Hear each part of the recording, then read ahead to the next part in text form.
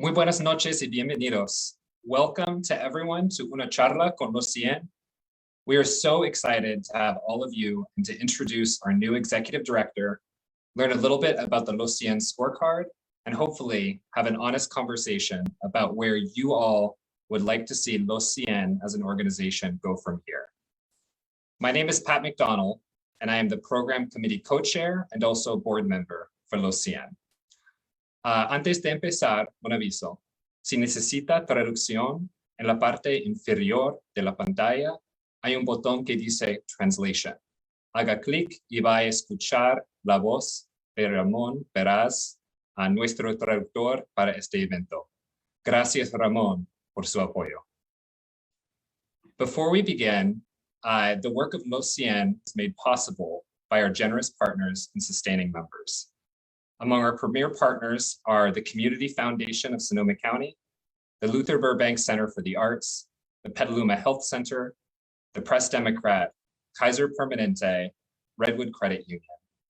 Our platform partners include Sonoma Clean Power, Mary's Pizza Shack, AT&T, Master Bongo, Comcast, and the law firm Perry Johnson, Anderson, Miller, and Moskowitz. And finally, our sustaining members are the Peter E. Haas Jr. Family Fund, the Puma Springs Vineyard, Sonoma State University, the City of Santa Rosa, Community First Credit Union, the Sonoma County Agricultural Preservation and Open Space District, and finally, the City of Cloverdale. Thank you so much to all of our sponsors and for keeping this work going, and welcome to everyone. Los Cien is a group focused on Latinx leadership and empowerment here in Sonoma County. Los Cien's vision is one of orgullo, or pride, and equity for the Latinx community right here. Los Cien exists to hold critical conversations on issues that concern the Latinx community and to uplift and illuminate Latinx experiences. Our intention is always to build bridges towards solutions and change that empower every community member here. We respect all perspectives, and we expect respect and professionalism in return. We are committed to holding these difficult conversations because what affects the Latinx community here in Sonoma County affects everyone who calls this wonderful place home. We have a great program for everyone who's joining us this evening, focused on a new era for Los Cien. First, we're going to have a very warm welcome to our new executive director, Herman G. Hernandez. Second, we'll be hearing about one of Los Cien's key initiatives, the Latino Scorecard. And finally, we will get to actually have a conversation about what you, the members of Los Cien and the members of our community, want to see in the future from this organization. Participants will have the opportunity to join breakout rooms with Los Cien leadership, in which you will all get to offer your input and ideas for how Los Cien can best fulfill its mission in the future. To introduce our brand new executive director, but not a brand new face to Los Cien, and to offer insight as to why we believe that Herman G. Hernandez is the right leader for this new era, I want to invite our brilliant and passionate vice chair of the board of directors and CEO of the United Way of the Wine Country, our very own Lisa Carreño. Welcome, Lisa. Thank you very much, Patrick, and welcome everyone to tonight's charla con Los Cien. It's been a long time coming. My purpose in tonight's program is to share with you the decision making, the enthusiasm, the excitement, and the passion that we have, along with the confidence that we have in our new leader, Herman G. Hernandez, as our new executive director. I want to just share that the decisions that went into creating the framework for the hiring for Herman G, or G as he's known internally here, in view of the fact that J is the chair of our board and founder of Los Cien, was intentional, thoughtful, and with a view towards creating the platform, the framework, and the foundation for Los Cien Sonoma County 2.0, the Los Cien that we are right now and need to become, for us to truly, for this organization to truly embrace and fulfill the vision that we have for Sonoma County and frankly for our region as a whole. Herman G brings to Los Cien Sonoma County, how do I want to say this? So much learned and lived experience. You know, obviously G is the son of J, and you know, we could tell lots of stories about G and J and how really one apple does not fall far from that tree.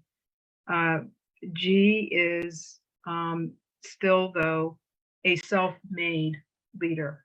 He came to back to this community after growing up here in West County, came back here after college, worked and got involved in the community, and through his own experiences as a young community leader, came to know from those lived experiences what in Sonoma County is working for our community, what is not, where are the opportunities for growth and for bridging cultures and bridging understanding among many diverse perspectives and communities. And then he stepped into leadership roles. He is in his third term as a representative of this part of our community on the Board of Education, the Sonoma County Board of Education. He has been a leader in organizations like CAP Sonoma County, where he learned how to work with youth, where he learned how to run programs, where he learned how to manage budgets. And then, he's grown. He took that experience and grew it into becoming a successful campaign manager for Mike McGuire's Board of Supervisors seat and for Linda Hopkins' supervisor's seat. He has been a consultant now to a number of organizations as he's transformed from a professional working within organizations and a community leader to becoming a small businessman and leading successfully a number of efforts on behalf of a number of different organizations. He's articulate, he's passionate, he relates to many generations, he's capable of bridging multiple generations, and he is living the leadership development path that we hope to create for many young Sonoma County leaders. So I'm going to stop there and turn the floor over to Herman G and just say to all of you, he has our board of directors full-hearted, full-throated endorsement for the leadership and for the vision that he brings to our organization. And we are so excited and enthused that we will be falling under his leadership vision for this organization going forward. So let me turn this over to Herman G and say welcome and thank you. And let's adelante, as Alegría would say. Awesome, Lisa. Thank you so much. And good evening to everybody. I don't even know where to begin. I'm very emotionally excited right now. And it's been 6 weeks now of kind of getting onboarded with Los Cien.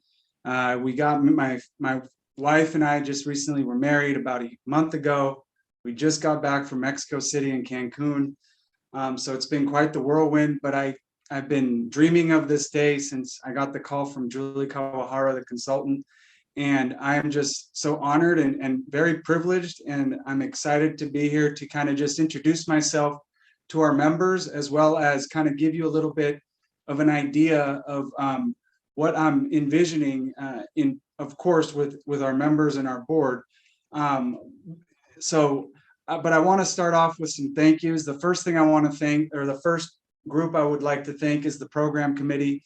I know my father is part of Los Cien, but I never really got engaged with their board or any of their committees, and I never realized the amount of work that goes, volunteers that are doing the work going into putting programs throughout the year, and it's absolutely incredible. So I really want to give a huge shout out to Patrick McDonald, Carrie Fugit, and Fernando, and the rest of the program committee for everything that you continue to do and that you've done to make these programs successful.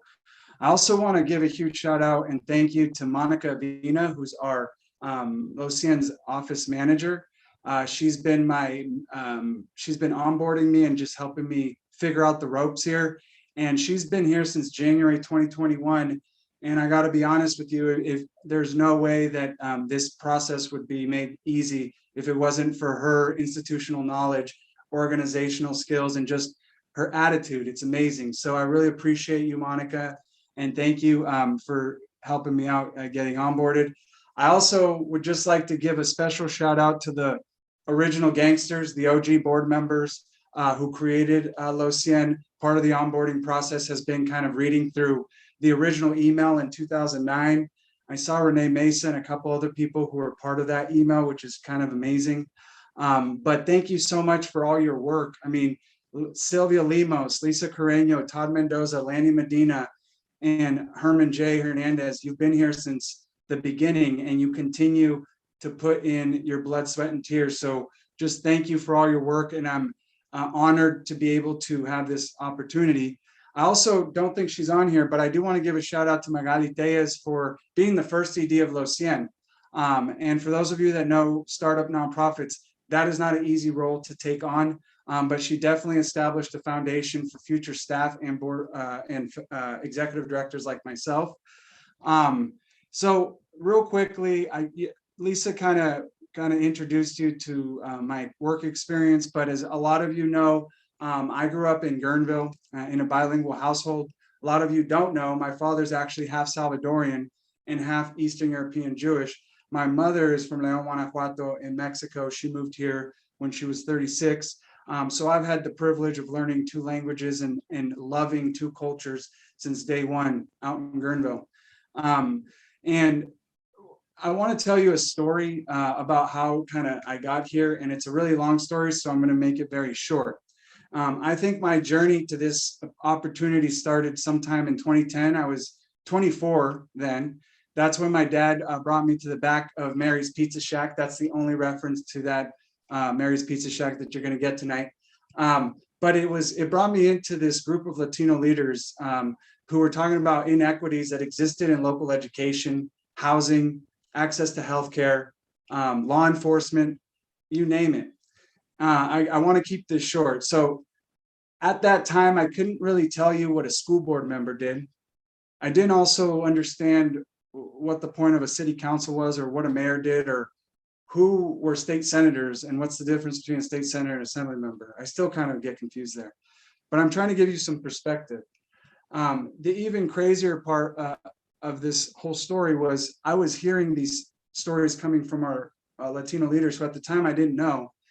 And because it was the first time that my privilege was checked, and at the time I didn't really know what privilege was, but I didn't believe some of these stories. I grew up in Guerneville. It's a very open community and very loving community.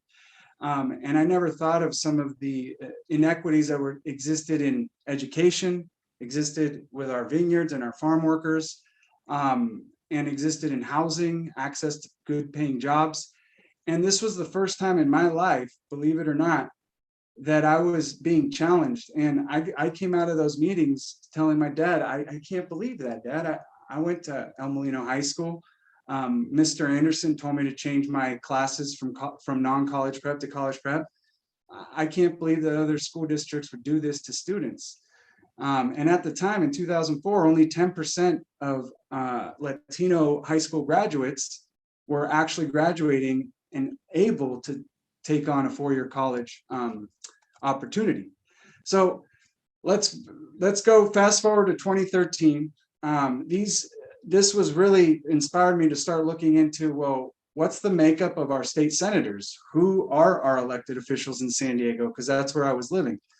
And in 2013, that's when I finally decided that I wanted to move back home, not just because my parents were having some health problems, but because I was really becoming interested in the conversations that my dad was telling me about in the back of that one restaurant. And I think my dad took me to the Hispanic Chamber Gala in July, And that's where I first actually got to watch the show of the auctioneer, Senator Mike McGuire. Back then he was supervisor. And my dad told me that he was a supervisor. And I was like, okay, but what the heck is a supervisor? Again, I had no political inclination and I was very disengaged until I turned 25 and moved back to Sonoma County. So Mike McGuire and I met in a Starbucks, and I told him I'd never worked on a campaign before. I was looking to learn about local government and things of that nature, and I thought that learning about a campaign is probably the beginning of politics, which is why I wanted to meet with him. And my meeting with Senator McGuire completely changed the trajectory of my life. And so many things have happened in 2013 in my personal and professional career because of my experience in working in that campaign, but deciding in my own terms to get involved and not be afraid of being criticized for not knowing things. And I'm not sure if he believed in me or not, or just needed another volunteer, but he gave me an opportunity to really learn. He gave me an opportunity to grow, and he gave me an opportunity to succeed here in Sonoma County and connected me to so many amazing people and resources. And the funny thing about this whole story is I have done a speech about getting involved with organizations, and one of them was in 2015 with Los Cien, where I keep all my speeches in my Google Docs, and I went back and I found it, and I had the great privilege of doing a presentation to Los Cien during a State of the Latino Community event, and that actually happens to be the first time I met my wife, because she came up to me after that presentation and wanted to get involved. I'm not going to go there, but I thought she wanted to get involved with me, but she wanted to get involved in the Wine Country Young Democrats. But I always bring up this 14-month McGuire campaign because it was an invaluable experience. And it was something that really changed my mind. It changed the trajectory of my life. And I honestly think that, I believe Los Cien has the power to do the same thing for so many other people, not just young, but people who are veterans in their careers, who have never engaged in local politics or government or gotten involved in local issues. I believe Los Cien can do so much more to elevate and support our youth through leadership experiences, mural project partnerships, and also something that I've heard a lot from some of our members and board is mentorships, not just for our youth, but young professionals who are barely getting up and started, and some of our veteran community members. I also strongly believe that we can create some very enriching programs that will eliminate barriers for Latinx employees who are climbing the ranks from, for example, from a coordinator to CEO, dishwasher to general manager, vineyard worker to vineyard owner, teacher to superintendent, deputy to sheriff-elect, school board member to supervisor. There are so many things that Los Cien has done incredibly for the last 10 years. And they've been great at engaging not just the Latino community, but the whole community. They've been excellent at educating us, because I've always found value in the panel luncheons that they had before the pandemic to learn about education, to learn about healthcare, to hear from our state senators. I also believe Los Cien can bring people who do not see eye to eye closer together and sitting at the same table. I have a couple ideas that I'll share at the end of this. But one of the most important things, and I believe that this is one of the things that I'm personally going to dedicate my time to, is Los Cien can be a much stronger ally to our Black, our Indigenous, and people of color communities. Los Cien has already proven to be a force of positive change when it comes to bringing equity to local schools, government, business in our community. They have institutional knowledge, and let's share that, and let's empower the rest of our BIPOC community so that because we're all in this together. What I hope to accomplish, a lot of you know my father. He's got a lot of energies. His family thinks it's annoying. People who aren't his family love it. But he's already onboarding me with meeting with people that he's established strong relationships with Los Cien. But really, one of my main goals for these first few months is to really streamline our internal process for our staff and building capacity and organizational structure so that we can actually invest in creating more value for our membership program, but also more value for the whole community so that they want to become members of Los Cien. And that's not easy work, and it's going to take a lot of time. But some of the programmatic ideas that I shared in our interview, and I know I'm kind of running out of time, and we're going to go into the Los Cien's report card. But one of the things, and I see a lot of Latino leaders here in the chat area, one of the things that I would get hit up consistently 1 or 2 times a week was, "Hi Herman, I'm with this nonprofit. Can you recommend? Do you have time to meet to recommend possible Latino board members? We're trying to diversify our boards." So one thing that I'd like to maybe implement in the next year is a program that's designed to equip community members who are interested in joining nonprofit boards with the knowledge and tools needed so that they can be productive board members here in Sonoma County, and then providing a board member roster to our nonprofit members so that they can meet and select board members through a Los Cien nonprofit board roster. The other idea, which you'll hear about more, is Los Cien needs to do more convening. We do it a lot informally, but we need a more organized structure so that we can hold our local elected officials accountable. And this would require a full-time employee that's responsible for hosting quarterly convenings with government, education, nonprofit, business, and community leaders that focus on the report card areas, which are political participation, education, financial stability, neighborhood engagement, health and environment, and we're adding environmental stewardship. This goal would be to create a dashboard. Part of this program would be to create a dashboard where we meet with each of those groups. We create help us create the metrics, and we hold our local government systems accountable. I also was part of this amazing program called Breaking Bread, Heal America with Jay Molyneux. He brought it to Sonoma County.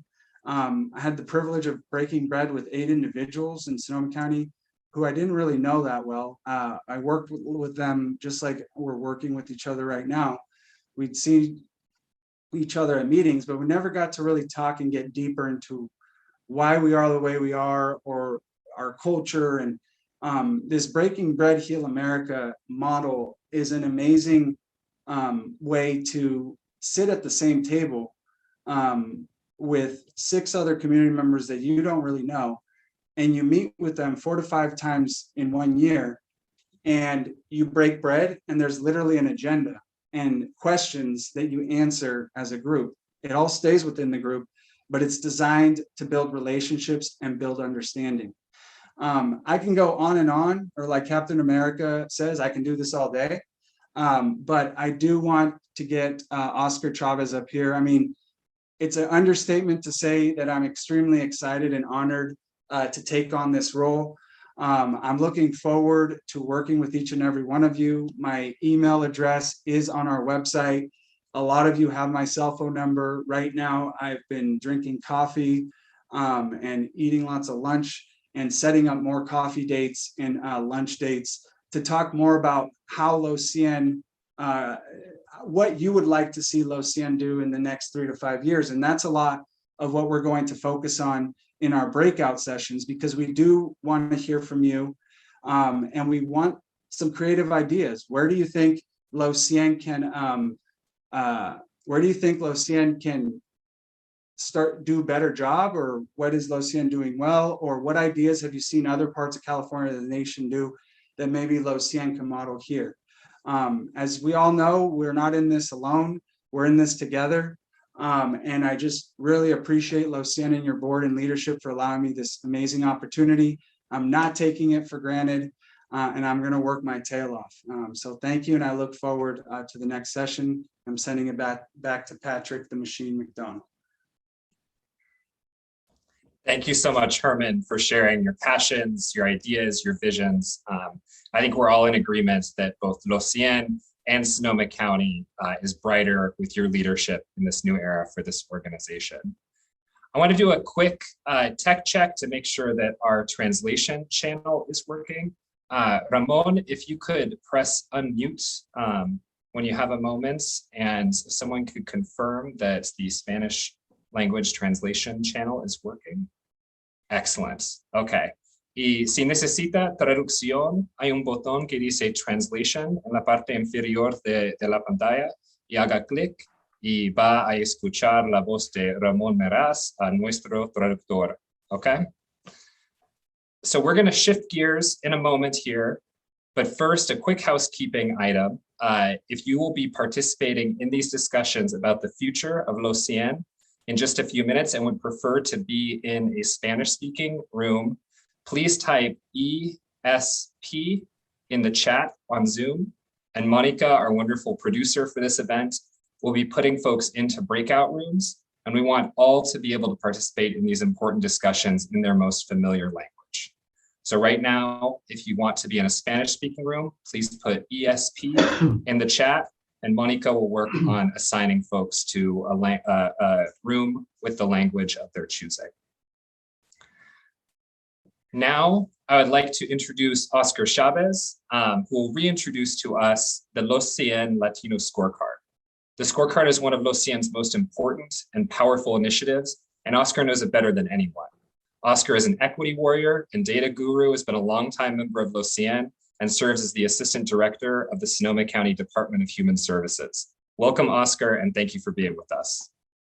Pat, thank you so much for the invitation, and congratulations to the board of Los Cien on hiring Herman G. And Herman, congratulations on your marriage. You know, the father, what they say, the apple doesn't fall far from the tree. I'm looking at the agenda, and you, like your dad, just cut in 10 minutes of my presentation. So we'll have to work on time management, Herman G. But I'm really excited to talk about the Latino scorecard. And just to give you some history and context, the inspiration for the scorecard is really rooted in the work that we did with the portrait of Sonoma County, where we wanted to understand disparities in our community along race, gender, geography, and by race, ethnicity. And the portrait really provided us with an opportunity to understand where these disparities were and to develop an agenda for action to identify the actionable things that we could invest in to see measurable change over time. So around 2018, we started thinking about, you know, what would it look like if we could create a Latino scorecard for Sonoma County?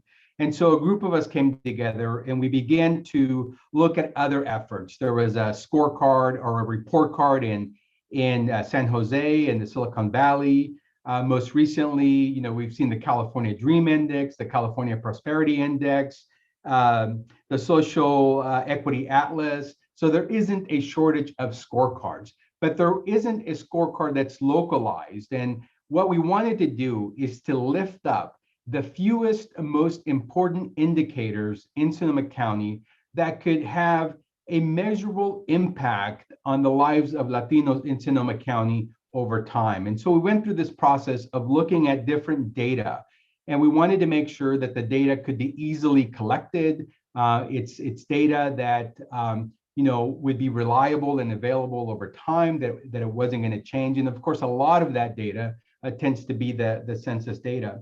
But Herman alluded earlier to those 5 indicators. And I just want to share my screen really quick to give you a sense of those indicators. Are you guys able to see my screen? Just give me a thumbs up. Okay, great. And so as we sat around the room, we wanted to understand, okay, what are the things that we need to be able to track over time so that we can actually see what is working and what's not? And if we're not making any movement, how do we mobilize the community to hold ourselves accountable and those that are in positions to affect change? So we came up with these 5 areas of political participation and representation, education, financial stability, neighborhood engagement, health, and environment. We know that there are other equally important measures, but we wanted to identify the fewest, most important data points that could be tracked over time, that could show us whether or not we're making progress. Political participation, we know, is so critically important. And when we published this scorecard in 2019, only 11% of Latinos served in elected office, whether it's a school board, a supervisor, city council. And this was very important because we know that elected officials have enormous power to decide where to allocate resources, which policies to adopt or which policies to do away with. And we want to see a greater representation of our communities of color in elected positions and really in positions of higher areas of responsibility. So 11%, I know this number has gone up, and when we update the scorecard, we'll be able to see that there is improvements. But what does this tell us about what we need to do? We know, and we've talked a lot about the fact that there isn't a good pipeline to recruit, to help inform, potential candidates on what does it take to run for public office? What do you need to run a successful campaign? Who do you need to know? And so these are the kinds of things that we can begin to think about. What are the kinds of investments that we could make in our community to help increase the number of candidates to go into public and elected positions? We also recognize that education is so critically important. And we wanted to focus on 2 indicators specifically. And this mirrors a lot of the work that we've done with the Portrait of Sonoma. We wanted to understand, well, what percentage of our children are ready to enter kindergarten? And it turns out that in 2019, only 25% of our Latino students were ready based on the KSEP assessments that we do as part of an initiative that we administer here at the Human Services Department in partnership with First Five. Most recent data tells us that we've made just a little bit of progress, but not enough, and we have a long ways to go. And there's a lot of reasons that we can point to. Certainly the pandemic, the fact that many of our BIPOC community and our lower income households did not have access to the technology necessary to fully participate in their education. Although, schools have made some significant improvements in helping to shore up those areas. But in the initial stages of the pandemic, that was a huge, huge problem. And so we know we've got a lot of work to do there, and we know how critically important it is to make sure that all children are entering kindergarten ready to learn. But the disparity between our Latino, our Black, our Indigenous populations are just too wide, and that's an area that we need to focus on. We also are very interested in understanding, well, what percentage of our Latino population is earning a bachelor's degree? We know the nexus or the connection between higher education and earnings over a lifetime, and that's critically important because if we're thinking about growing the number or growing home ownership for our Latino population, specifically in Sonoma County, we know that you have to have a wage in excess of $180,000 just to be able to afford a home here. So we want to be able to track the number of our students who have a college degree, and also how many of them are returning back into their community. And I think Herman has an incredible story of why he decided to come back. And we need to make sure that we're building more stories of connection so that our young people don't leave, but that they recognize that we want them to come back. We want them to be part of the fabric of the community that they know. We also know how critically important financial stability is in our community. And so we want to be able to track median household earnings. For Latinos, this number has gone up, both looking at census data and looking at the portrait data. So we have made some improvements there, as well as very minor improvements in the area of home ownership. Now, home ownership is so important because we know that home ownership has been the single most important tool that has built the middle class in the United States. And yet today, there are so many people who will never realize home ownership, either because the wages are too low or because they're in parts of the communities or in parts of the state where it's just too expensive. So the American promise that we had made to so many generations before us is so far out of reach for too many members of our community. And so we need to think about, well, what are the kinds of policies, the right kind of housing that is needed in our community to ensure that we can provide and help people realize this very important dream that is so central to being an American, this idea of home ownership. So we've got a lot of work to do there as well. We also focus on neighborhood engagement. We know that we are highly segregated in our community along race and class. And we've got to think about how do we help those individuals who are living furthest away from opportunity to have greater access, or as we are investing in infrastructure and other resources, how will we know that we're actually investing in those communities that need it the most? And so this is why this idea of focusing on neighborhood engagement is so critically important, because what we don't want to see is high concentrations of poverty or high concentration of under-resourced schools or communities. And all of that is tied to how school districts are funded, how boundaries are drawn, not just within schools, but the city council and board of supervisors. So this is why the political participation is so linked to the neighborhood engagement piece. And also linguistic isolation. We want to make sure that we also don't have a high concentration of individuals living in one community. We want to make sure that people have access to opportunities and to make sure that they have the opportunity to engage in programs and services that are going to help us become a more diverse community. We also felt it was critically important to focus on health and the environment.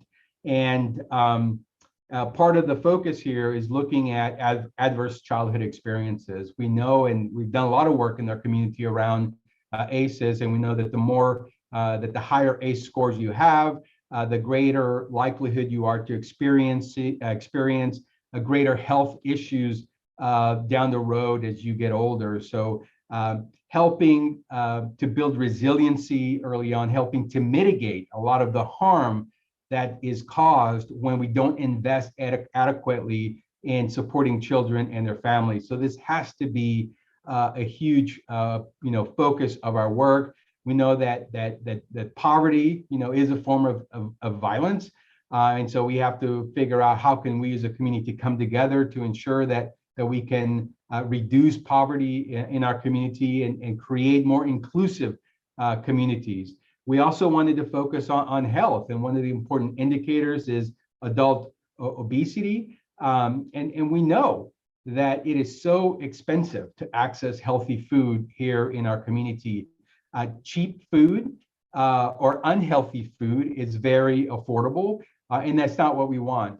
And one of the unfortunate things that we saw with COVID and why it is so important to focus on the health disparities is that, if you were obese, if you suffered from diabetes, heart disease, if you were, a person of color doing essential work, had greater risk for exposure, you were the prime candidate for COVID.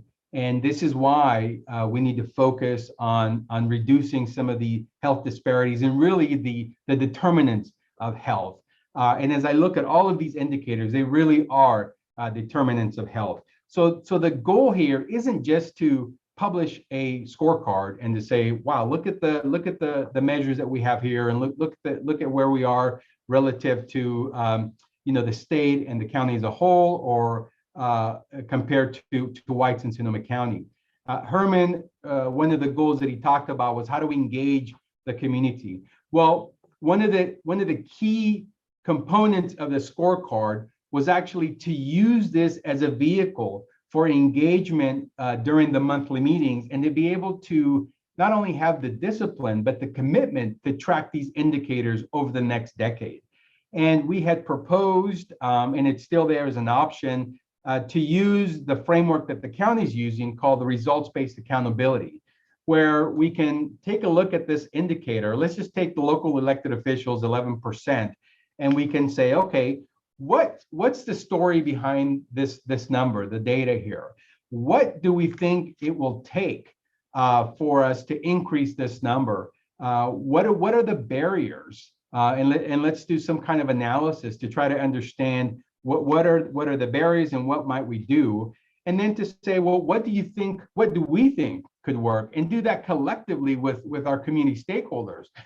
This would be a great opportunity to have some ideas and or to advocate for certain policies or practices or investments, and to be able to capture that information and track that over time so that the next year we can go back and reflect on this indicator and to say, are the things that we had hoped to advocate for, did they actually have a measurable impact in increasing the number? And if we're getting good results, how can we scale these efforts? And if we're not getting good results, let's stop doing something that isn't yielding the kind of impact that we want to have. And we can actually do this for each one of these indicators and engage our community around education, bring in the early childhood education and community, hear from them, hear from parents to say, what is it that you need that could actually make a difference in being able to close the readiness gap for your children? What kind of support systems do you need as a community or as a parent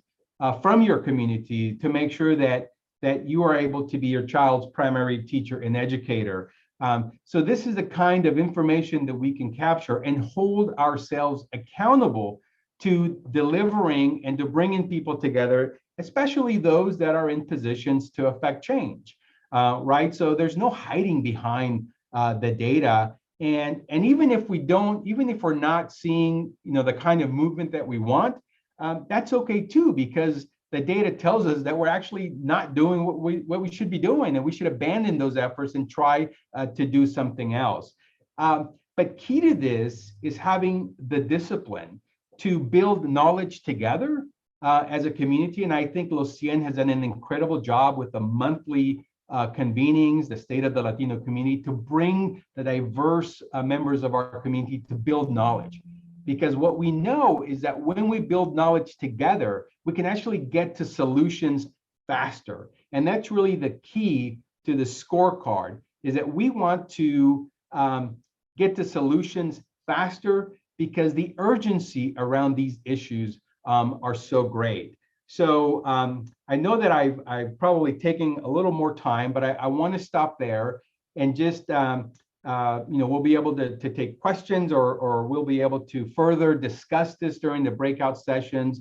But the goal here is that if we are going to be successful at closing these gaps over the next 10 years, we have to commit to understanding the barriers to what's keeping us from making measurable change, and to advocate collectively, not just as we recognize, not just for the Latino community, but our other BIPOC members who are equally struggling. The portrait of Sonoma, for example, showed that when you look at the death rates, our Black community has suffered the most over the last 7 years from the time that we published the portrait of Sonoma in 2014 to 2021. So it is much bigger than focusing on the Latino community. And I think where we're heading and what COVID has taught us is that we've really got to focus and build unity amongst all of our vulnerable populations if we're going to have an inclusive community that is really responsive to our collective needs. So I will end it there, and I'll turn it back over to Patrick. Thank you, Patrick. Oscar, thank you so much for taking us through the scorecard. Like you were saying, the scorecard is so central to Los Cien's mission and to our greater efforts as a community to create more equity here in Sonoma County. And I hope that it will certainly guide the conversations that we're about to have, as well as Los Cien's future programming and efforts as we work to develop that tool and really use it to its fullest potential. So now's the point at which we want to hear from all of you. Monica has worked really hard to create breakout rooms in which people can give their thoughts, ideas, and hopes for Los Cien's future and really help us to develop this organization in this new era. Each room will have a member of Los Cien's leadership to welcome you, to guide a brief discussion of no more than 20 minutes or so, and to anonymously take down your ideas and input. We really encourage you to provide whatever ideas or comments you may have. And even if you aren't sure if you will be able to add anything, we hope you'll stick around at least to allow us to welcome you and to listen to and encourage other members of Los Cien and other participants as we work to create a true community through this organization. I want to give just one more opportunity, if anyone would prefer a Spanish-speaking room, to put ESP in the chat, and Monica will help make that happen for you. And with that, Monica, please open the breakout rooms. You all should see an invitation to join a breakout room on your screen. Click to join, and let's have a great discussion.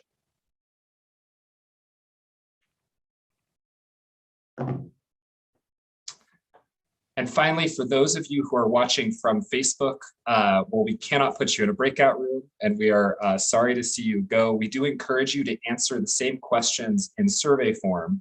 We have developed a survey in both English and in Spanish, and those surveys are available on the Facebook event page and in the comments below on the Facebook page. It's also in the email with the registration information. And we want to thank everyone who's coming to us from Facebook. Thank you so much for joining us, and take care.